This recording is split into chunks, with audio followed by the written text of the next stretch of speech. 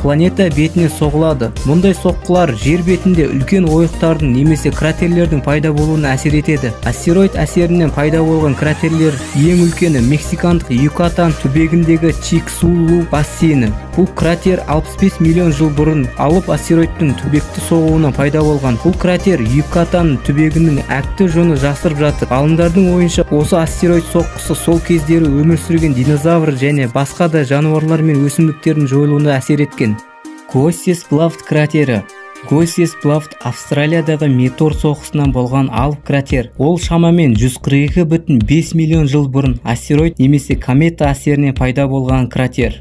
Планета бетіне соғылады. Мұндай соққылар жер бетінде үлкен ойықтардың немесе кратерлердің пайда болуына әсер етеді. Астероид әсерінен пайда болған кратерлер ең үлкені Мексикандық Юкатан түбегіндегі Чиксулу бассейні. Бұл кратер 65 миллион жыл бұрын алып